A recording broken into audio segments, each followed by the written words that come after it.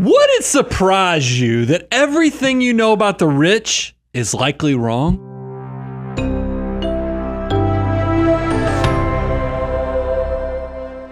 Brent, I am so excited about this one because this is one of our favorite shows that we get to do every year because we sit in a very unique position where we have access to a part of the public that not necessarily everyone has access to get the inside scoop around what millionaires actually look like. Well, look, this one gets, I'll say it, I'll steal Bo's word. It gets me excited too because what we get to do is, y'all know, we're fans of Millionaire Next Door. And the research that Dr. Stanley and Danko did by surveying millionaires has just echoed for literally decades. It's echoed.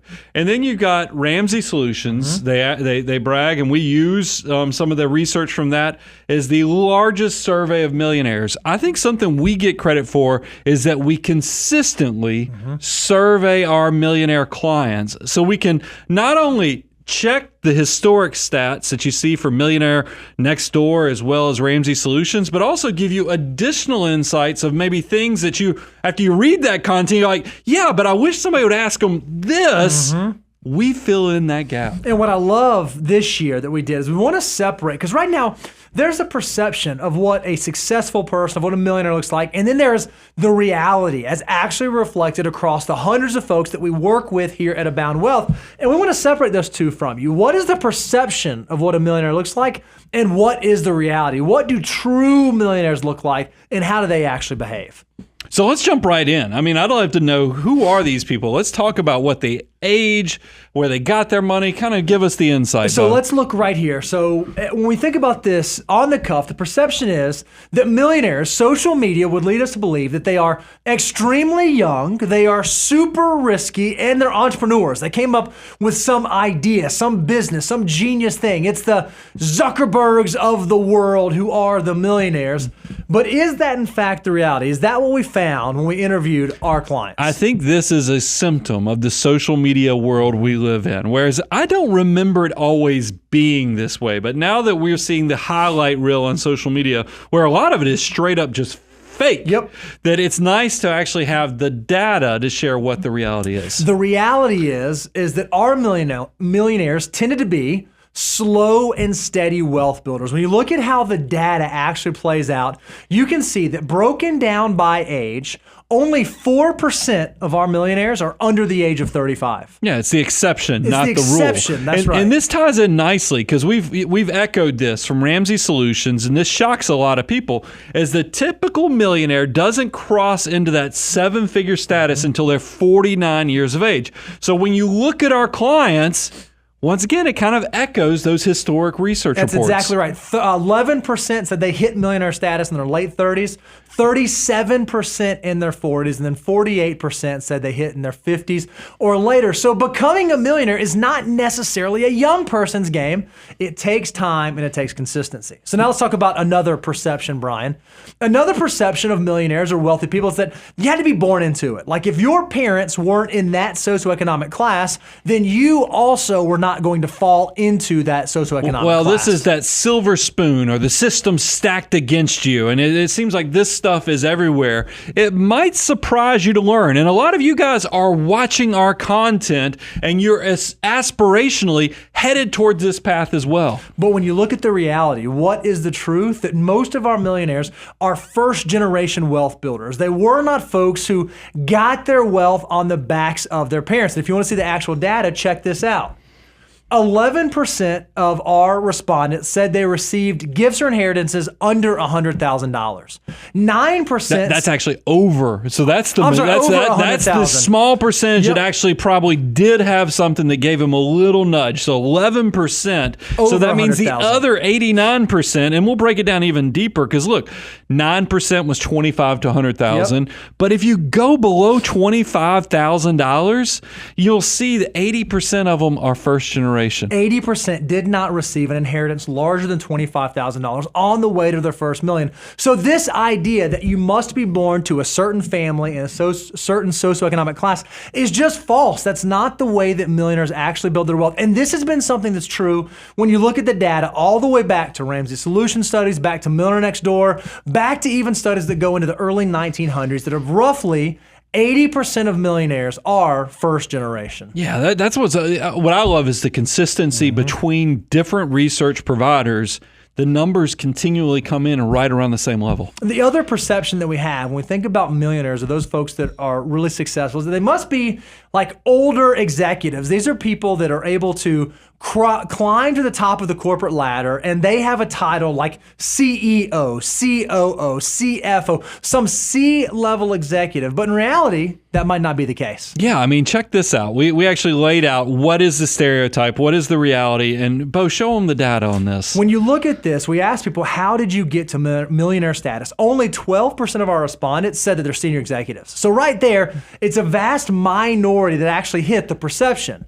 8% of our respondents were entrepreneurs, and 7% were virtuosos. A virtuoso is someone who's born with an incredible skill or an incredible talent that allows them to build wealth. I would say this is the stereotype. If you were thinking about who's wealthy, this is the professional athletes, this is the business owner, this is that senior level executive, the C-suite. And if you do the quick math on this, it's right around 27%. So where is the other 3/4 of this population coming from? You can see that 74% of investors said that the way that I got to millionaire status, the way that I was able to do it was through consistent saving and investing. Slow, steady, and consistent through time wealth building. Remember, if you can make the good habits as easy as possible and the bad habits as hard, slow and steady, automated wealth building is actually going to make your inevitable wealth journey that much easier. Now, this is an interesting one, this next one, because this one is real all throughout our comments. When you go out on YouTube, you see people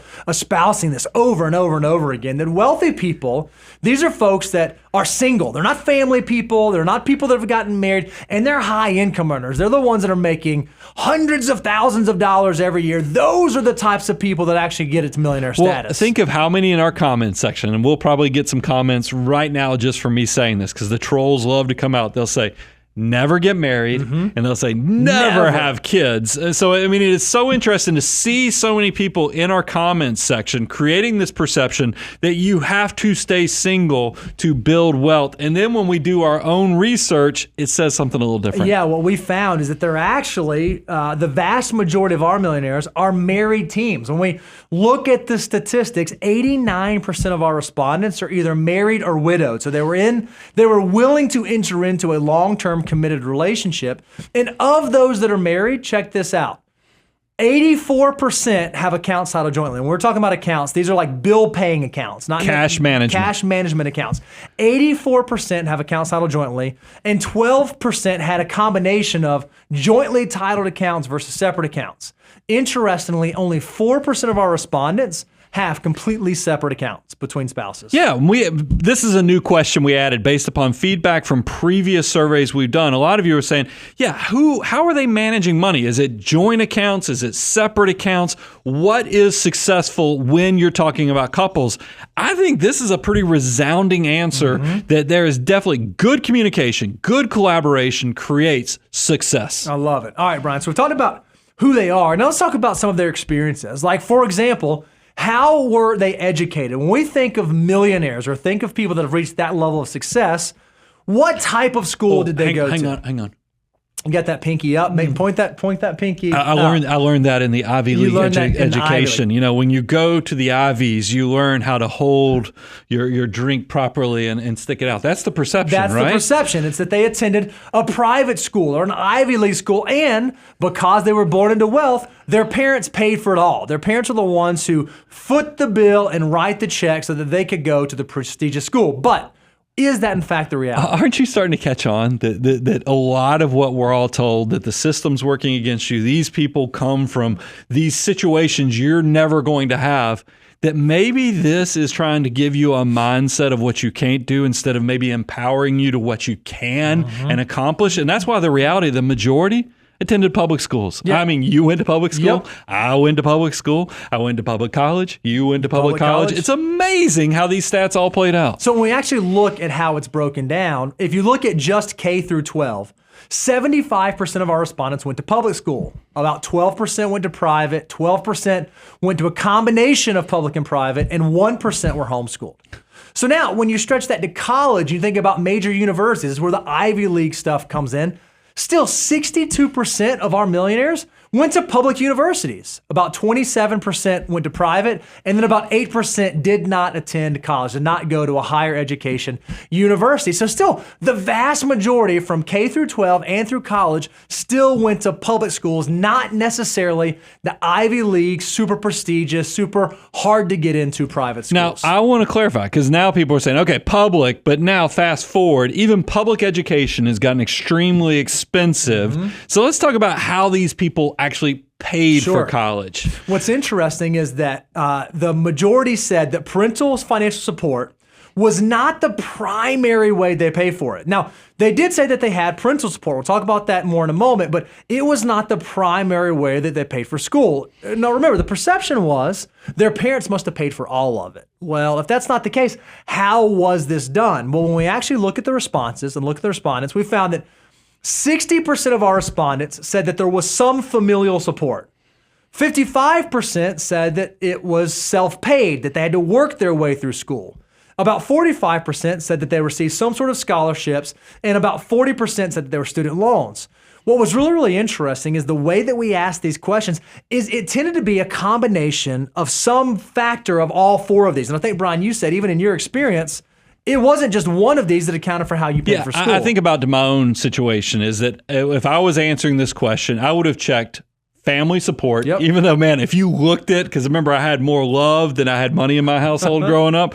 So that I'm talking about my parents maybe could have come up with $1,000 to $2,000 at most a year. The majority of my money came from scholarships. And then I worked my way all the way through college. I drove a bus. If y'all have heard me talk about it, I drove a bus at the University of Georgia. So I would say I'm a combination of family support. That was the smallest nugget on there. The biggest portion was scholarships and grants. And then the next portion after that was me self-paying for a lot of the college as well. I had the exact same experience. Scholarships and grants was the largest, and then maybe some combination between familiar support and self-paid were a much smaller portion. But a lot of folks do have to get student loans. Yeah, and there's nothing wrong with that. And there's nothing wrong with that. And we understand that today is probably even more likely that you're going to graduate student loans. However, what's really, really interesting is when we asked our respondents about their student loans, 59% of those that took out student loans took out between $10,000 to $50,000. So it's not these people that are taking out hundreds of thousands of dollars of student loan debt. And what's really, really exciting is that 77% of those that took out loans said that their total debt load was less than their first year salary. Well, it's back to that. We say this often on the show, begin with the end in mind, is that if you know, and we have a guidance that we give you on all education, is that I don't want you taking more student loan debt than what your first year anticipated salary is going to be. Now, a lot of you might be looking at this and go, well, wait a minute, guys, college is going to cost me more than that first year salary. I'm telling you, don't just play into that game. For instance, here in the state of Tennessee, this is a known thing. They kind of copied this. You know, Georgia has the Hope Scholarship that's funded by lottery dollars that pays for general tuition for most of the four-year programs in the state of Georgia. Well, Tennessee has their own lottery program, and it doesn't pay for the 4 years of college. What it does is it gives community college to everyone in the state of Tennessee. So there's nothing wrong with kind of leaning into what is the most cost-effective way to get you through college is community college for 2 years and then transitioning into that bigger college. Because guess what? The diplomas for people who transfer into the big schools look absolutely different than the people who went all 4 years and ran up the higher student loans. If you look at these numbers and you say there's no way that will work, get creative, because I just don't want you to struggle with this debt, this curse, if you don't have a plan for how you're going to get out of it. So that's why begin with the end in mind. don't take on more student loan debt than that anticipated first year of salary. I think a lot of people don't realize, even if you're not getting the traditional type of scholarship, maybe you didn't get the academic scholarship because you nailed the ACT, or maybe you don't have the athletic scholarship, there's still a number of scholarships that you can apply for and that you can earn as a student. So if you're a parent whose child is thinking about going to school, or if you yourself are thinking about how to pay for college, there are scholarships out there that you can apply for inside of your degree programs that are available. And it's amazing how few people actually sign up for those. One more insider tip. When I went to college, remember back to growing up in a household with more love than money, I only took the SAT, I think, one time. I didn't know how to play the system I was fortunate enough that I ended up with the scholarship I ended up with. But I look back on it, like when my daughter came through, she took the ACT 3 or 4 times, and we actually hired an ACT coach because literally getting a higher ACT scored a big scholarship. So if you come from humbler beginnings and nobody's whispering in your ear, giving you these tips and tricks, there's nothing wrong with spending a little bit of money on that preparation with the coach and other things. Get those higher test scores, because unfortunately in this system, those test scores actually control the purse strings. Now, you said something a second ago, Brian, that I think is so important. You said, with all these decisions you're making, begin with the end in mind. Make sure the choices you're making today align with the outcome that you want in the future. Well, one of the questions that we ask our respondents is, in the vocation that you work in the job that you have today, is it in the career field that you studied for? Are those aligned? It was remarkable to us when we look at our study of millionaires. 74% of our respondents, 3 out of 4, actually work in a field related to their major. When you contrast this against the American public, against the general population, only 27% of Americans work in a field related to their study. It goes from 3 out of 4 to 1 out of 4. I think it's important that if you begin with the end in mind, and if you seek an education that actually aligns with the field that you want to go into, there's a higher likelihood you're going to set yourself up for success and give yourself a head start on your peers. And I get it. It's hard. I think when you're asking 18-year-olds, 17, 18, 19-year-olds to make decisions that will impact the rest of their life, that is a hard thing.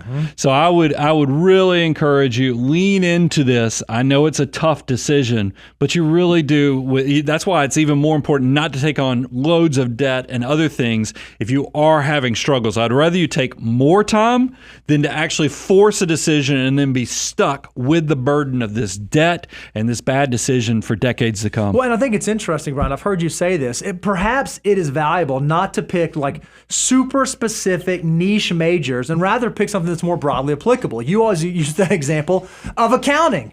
An accounting major, someone who graduates with that degree, can likely plug themselves into a number of different career fields. We've seen this also true to be with marketing majors, if that's a vocation.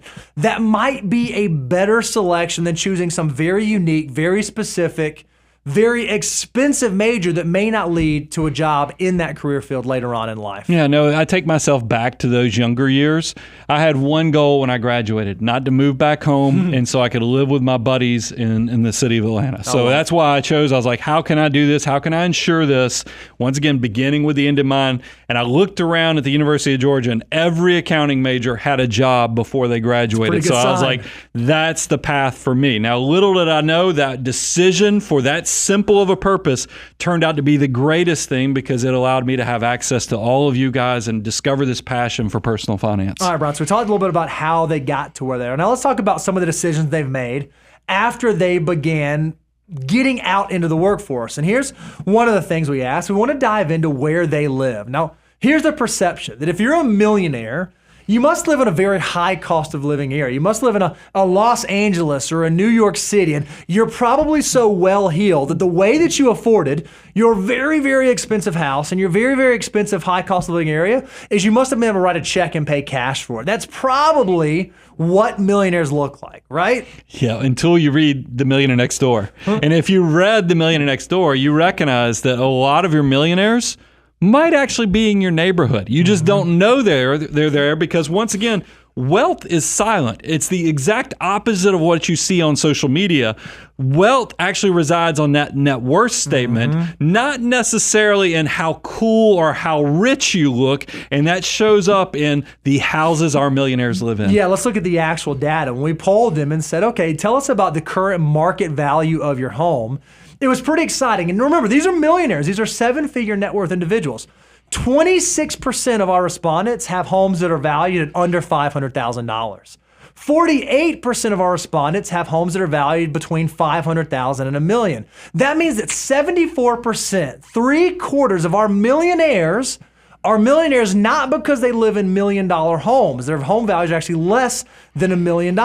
There's only a very small segment of our population that lived in the multi-million dollar to $5 million plus homes. So the mega mansion and the super high cost of living area is more likely the exception, not the rule for millionaires. And realize this is recent data. We actually sent this survey out just a few weeks back. Right. So this is actually post-pandemic, post-inflation run-ups. And I thought it was very telling. Only 1% of our population of millionaires live in homes greater than $5 million.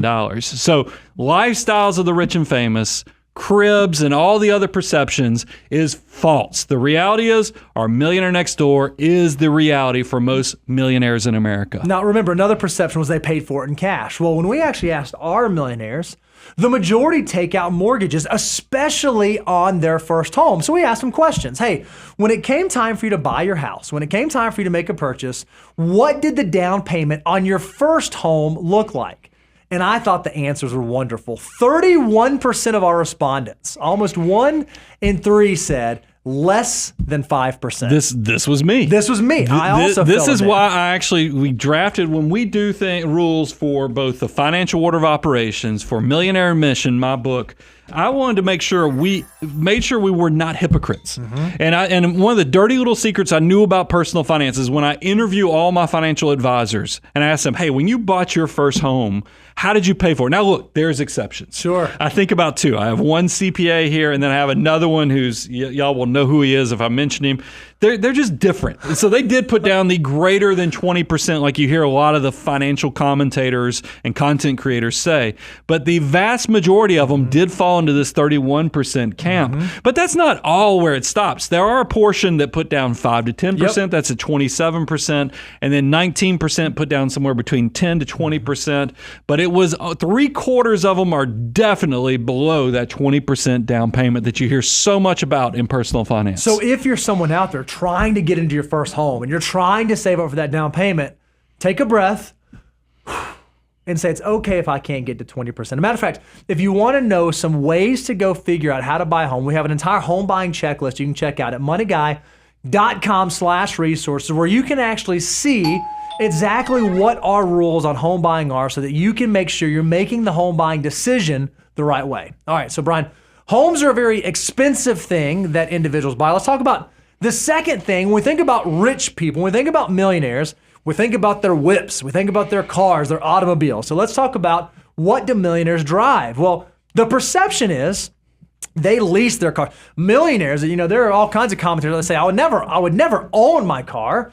I'm only going to lease it, and I'm going to change it so I'm in the newest model every 3 years. That must be the behavior that millionaires execute. If you ask me, most people are driving around in their opportunity for wealth. Is because when you see the stats out there, and we could have very easily made a slide for this, but the typical car payment, when people not leasing but are buying their cars, they're financing them for 70 months. It's amazing. That is so beyond 23.8, because I want you paying off your car in 3 years if you do have to finance it.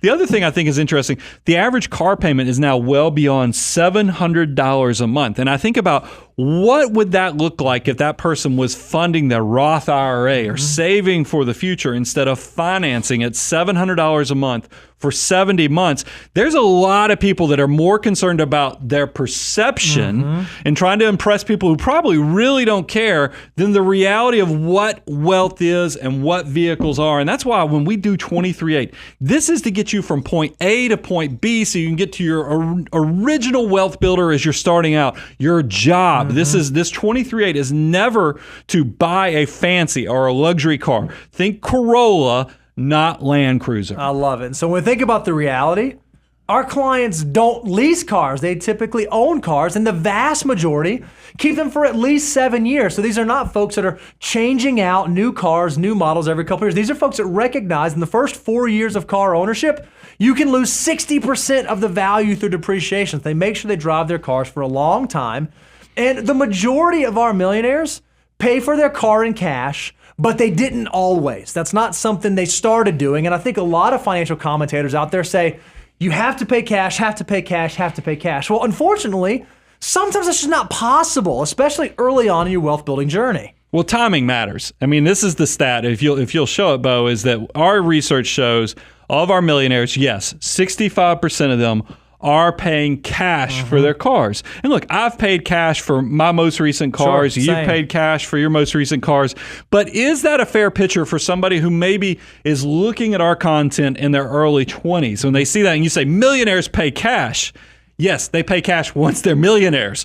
But if you go back, and this is the question I always, when I hear commentators say millionaires pay cash, I'm like, yes. But let's go ask those same millionaires, what did their first car look like? Because I know what my journey looked like when I was coming out of college, and I was broke as a joke, but I had a lot of opportunity because I had this accounting degree. I had to finance a car. Yep. And sure enough, when we asked our clients that are millionaires and above, 71% finance their first cars. So that's why we have 23.8, so that if you are someone who's not in the position right now where you can pay cash, but you still need reliable transportation, use 23.8 to your benefit and don't feel guilt about that. And then hopefully you can continue along in your financial journey until one day you can be one of the 65% that gets to pay cash for their automobiles. If that day is not today, that's okay.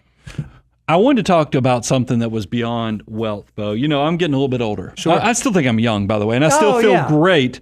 But I will tell you, and I had a pastor that once told me, and this is before I was 40 years of age, he said, let me tell you guys, every one of you is going to face a fork in the road moment when you cross into your 40s, is that you're going to choose to either exercise or you're just going to start losing your physical health. And that's why I'm telling you, health is its own version of wealth. Sure. So you've got to respect that. So we asked our actual clients, do you exercise? Because here's what the perception, let's share what the perception is. They exercise every day for every hours in between reading the 30 books a month that's on their list. But what's the actual reality? Yeah, the reality is that less than a quarter of our respondents exercise 6 to 7 times a week, but almost half do exercise 3 to 5 times a week. So they recognize I don't have to be doing it every single day. I don't have to be in peak athletic shape, but I only get one crack at this. I only have one body, so I better make sure that I'm taking care of it. So for 3 to 5 times a week, I'm out there moving my body. I'm out there staying healthy. Yeah, and that's why I do think that it's kind of this one's partially right. They're not exercising every day for hours, but you can definitely tell people who have built up wealth and financial resources have also put a lot of weight into building health as a resource and something they lean on too. Well, there's no point in having all this money and all this freedom and all this flexibility and not having enough time to enjoy it. You don't want to get to the point where you finally get to enjoy the spoils of all your hard work, but then you're not healthy to actually do it. So make sure you're paying attention to that. And again, beginning with the end in mind, you are setting yourself up today with healthy habits that will allow you to live a better, more happy, more beautiful tomorrow. Yeah, that's great. All right, Brian. So now let's talk about attitude, right? Because we talk about all the time, our folks have mutant mindsets, and it's that mutant mindset that actually gets you to millionaire status. But when we think about millionaires, what do we think their attitude towards money is? Well, generally speaking, millionaires, they're greedy. Well, this is Ebenezer Scrooge. They're stingy. They're stressed about money all the time, and they don't have enough. They don't know what enough is, and they want to build wealth just so they can do, what was it, Scrooge McDuck, who was doing like the back pedal through all the coins and stuff. Well, that's our perception. All of those things lean heavily into what I consider financial misers. Financial mutants are not misers. We actually know the value of our time. We know the value of building memories. So we wanted to show you what's the reality of what our clients, when they look at their money, they look at their time, what does that show? Yeah, the reality is that 85% of our clients are actually optimists. They believe that things are generally better more than they are worse. The future is brighter more so than darker. They have a positive outlook. They also say that they're not stressed about money. That doesn't mean that they've solved all of their money problems, but our clients recognize they have a plan in place. They are executing that plan and they are moving towards common goals. And because they know that they have a plan that they are continuing to execute, they don't have to feel that same level of stress, that same level of burden that we see so often associated with money. Yeah, I think I wanted to lean into on that optimist because I like to self-describe myself as an optimist. I really do believe, that's why I always say take a little bit today for that great, big, beautiful tomorrow. When you contrast that with the general public, 53% classify themselves as pessimists. And that makes me sad. Because that is the opposite of what we're seeing from our clients. So I would challenge you to think about your mindset or your perspective because you control that. And so you know how you're using money as a tool. And by the way, yes, there is only 25% of our clients. I think this is something where we all kind of downplay our situation, classify themselves as wealthy. However, 75% do say exactly what you said. They're not stressed. These things are important to repeat because it lets you know that yes, money it's not going to be the why of your life because it is only a tool, but it is definitely going to give you some facets to where you can enjoy it or lean into what you really do find purpose into. Finding that purpose is great because what they recognize is that money is just a tool and it's used by our millionaires, by our clients that way. Money in itself is not the goal. It's the tool. So we asked them the question, hey, if you recognize that money is a tool, what's it help you do? What are some of the outcomes that your money allows you to achieve? And these were pretty exciting. So the first one, they said that money allows us to prioritize family. And we have some direct quotes. Here's one. Aggressively saving, live below your means so that you can have a stay-at-home spouse or so that you can both work part-time to spend more time with kids. One of our folks said that's what money allows them to do. How about IVF? A lot of our clients have used, or a few I should say, when they responded, one of their favorite thing they used money as a tool, they were actually, because they had difficulty in growing their family, they were actually able to pay for or have the option of paying for those higher treatments so they could grow their family and create their own legacy from that. How about this one? Because of the hard work I did in my 20s or 30s, now in my late 40s, I have the freedom to spend additional time with my wife, with my kids, with my aging parents, and with all my other loved ones. Because they own their time. I get to own my time because of the decision I made. That's how money can be a tool. Another thing they said when they thought about how money was a tool is that they used it specifically for security and for peace of mind. Here's a quote. It's nice to not stress about the little things. And at this point in our financial journey, we can see the results of saving so much so young. It's a great feeling. That's awesome. Remember how I talk about your older self is going to give you that bear hug and probably even put some stains from their sloppy tears of happiness that they're going to put on you? That is when I read a quote like that, that's the visual I get in my head is they're so happy of those sacrifices, that discipline and deferred gratification from their younger selves. It is bearing fruit now. This one says, you know what money did for me? Money gave me peace of mind, which is priceless. Money was able to provide something that money cannot buy. Another thing, when we asked, okay, what's a way that you use money as a tool? They said, it's freedom. When I think about money and what it allows me to do, it gives me freedom. Yeah, no longer pinching pennies. I recognize that. I traded in my tightwad card years ago, and I think it is because of those sacrifices in the early years that allowed that. And how about making decisions based upon want, not need? Because when I think about my blossoming or bedazzling my basic life, I've done some trips on the cheap. Oh yeah. But I think back, and they still have a very special place in my heart. But now I look at the way we travel and we make memories. It's completely different because that discipline I did years ago has now bared enough fruit that I can do discipline in a completely different way where it actually, I get to do the nicer things. I love it. You talk about those blossoming memories. One of the things that our millionaires said in their responses is that money as a tool allowed them to have experiences. Listen, one said, it allowed me to have a career hiatus for 3 years to do passion projects. I was able to step away from the workforce for 36 months because of the decisions I made so that I could focus on my passions before going back to the workforce. Money was a tool that allowed them to do that very thing. How about, this is another one I love because it could be family, it could be friends.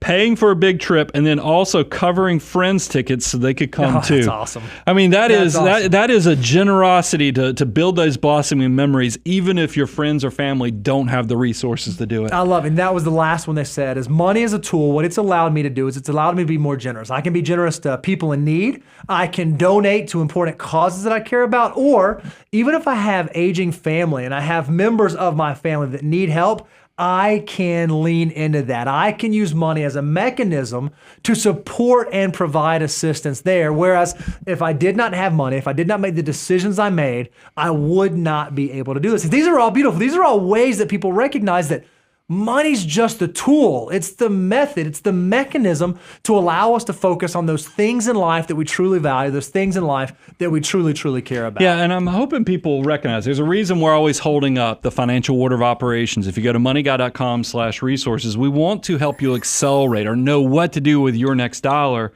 But a key thing that kept coming up with our survey is that people kind of figured out at a pretty young age, or it doesn't have to be just young. That is the ideal. But we did find that discovering when you actually discovered your money could work just as hard as you can with your back, your brain, and your hands is a very important thing, but it did have some varied answers. Yeah, they got serious about their money. This was the question we asked. Hey, when did you start taking it seriously? When did the light bulb go off for you that taking money seriously can have a huge impact on you? Now, 31% of our folks, our financial mutants, said it was before 24. So they got it pretty early. That was the easy path. That was the easy path. But then 25% said, it really wasn't until my late 20s.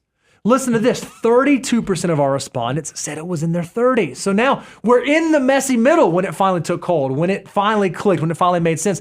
And then even 12% of our millionaires that are millionaires today said, I didn't actually figure it out to my 40s, but I figured it out and I was able to make very difficult decisions and I was able to move because I still had time to work towards millionaire status. The takeaway from this is that no matter where you are, it's not too late. It's not too late to start taking it seriously today, but don't wait another day. Make sure you prioritize getting serious today. And I think because we get excited about building your army of dollars, letting it work as hard as it can, but you still have to have emergency reserves. So we want to know how many of our millionaires really do prioritize, because remember, the FU has 2 cash steps. It's step 1, which is highest deductibles covered, and then step 4, which is your emergency reserves of 3 to 6 months. When we asked our clients how many of them had emergency reserves and for how long, look at how big these reserves were. Yeah, so 14% said 3 months or less. That's 14% of folks that I would argue still need to work on that. But 39% of our respondents said they have 4 to 6 months. 14% said 7 to 9 months. 18% said 10 to 17 months. And 16% of our respondents said they had over 18 months of emergency reserves built out. Now, these are millionaires. Some of them are retired. Some of them are nearing retirement. Some of them are still in the accumulation phase. What they recognize, though, is that emergency reserves are the oxygen that you need when you need it the most, and they take it seriously, so they prioritized having it in place. Yeah, I mean, I think it's pretty telling that 86% really are practicing that 3 to 6 months and beyond. So that's pretty powerful. And then we often talk about, remember, in part of the financial order of operations, we talk about step 2s, get that free money from your employer. It did not surprise me at all to kind of hear that echo, that confirmation once again that our clients, our millionaires, are utilizing those tax advantage accounts. This was the majority of our millionaires reached 7-figure status in their 401ks first.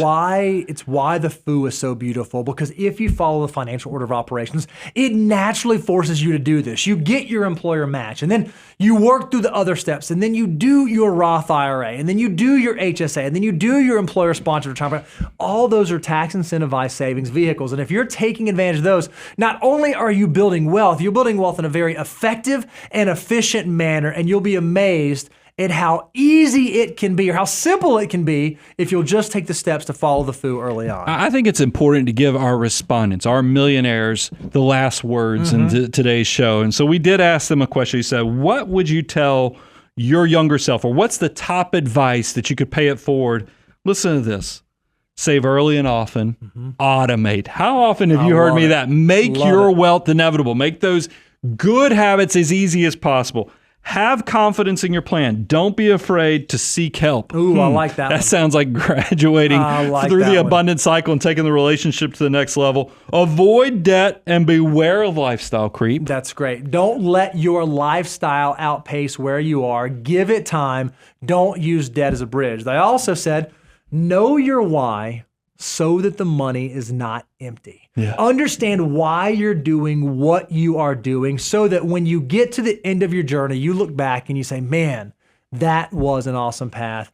And they said, choose your partner wisely. Make sure you understand the person or the people that you're going to go through life with, whether it be your spouse, whether it be business partners, whether it be colleagues, whether it be coworkers, make sure you understand the people you spend this life with matter. So make sure you make wise choices with who you're surrounding yourself with. Yeah, you can tell we love this tradition. I like digging into the details of what we've learned from our millionaire clients. This is 3 decades of me working with these type of individuals, how I've used and honed these skills into my own wealth building journey.